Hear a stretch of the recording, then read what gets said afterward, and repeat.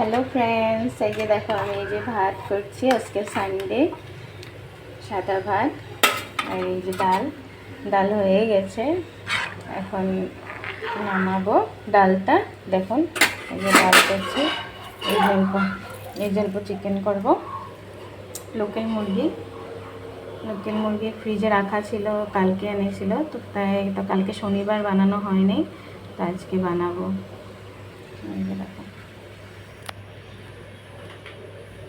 দেখো মাংসর জন্য আলু ফ্রাই হয়ে গেছে। এই যে তেল দিলাম দেখেন, আর এই তেজপাতা, 3টা তেজপাতা দিয়েছি।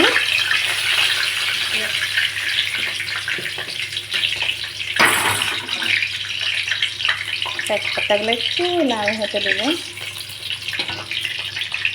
এই যে তেজপাতা, এই যে মশলা দিলাম।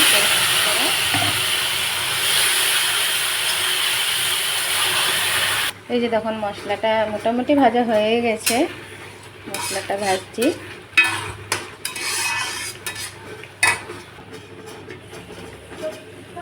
এই যে মশলা ভাজা হয়ে গেছে দেখো, আর একটু ভাজবো। মশলা ভালো করে না ভাজলে, মশলাটা না কষালে ভালো হয় না। এই মশলা আমি তো মরিচের গুঁড়া দেই না, মশলা যত ভাজবা অত লাল লাল হয়। এই যে দেখো মশলা কষানো হয়ে গেছে, এখন এই যে মাংসগুলো দিব।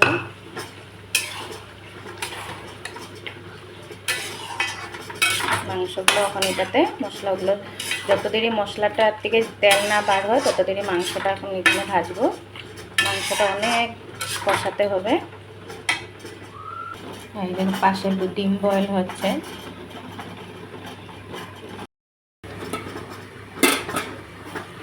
হয়ে গেছে আমার, বেশি দেরি আর লাগবে না। ভাবছি একটু ঘরে যাব।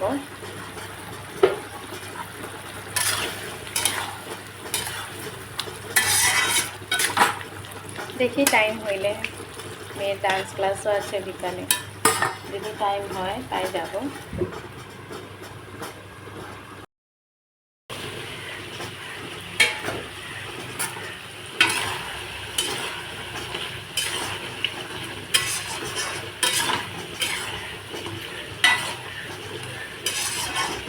এরকম মাংস কষানো হয়ে গেছে, আর একটু কষাবো।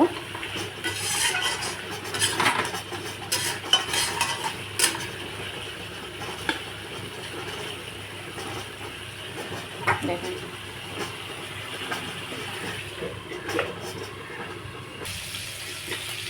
এই যে দেখুন মাংসটা কষানো হয়ে গেছে। দেখুন এখন এটাতে আলু দিব।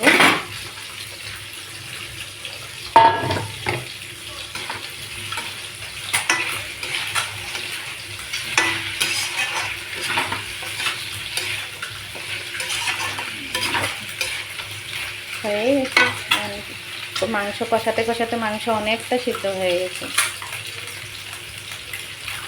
এদিকে এই যে ডিম ভাজছি।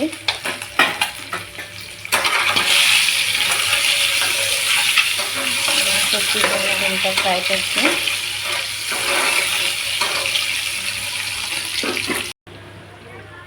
দেখো হয়ে গেছে আমার তাইলে মাংস, এই যে ডিমের তরকারি।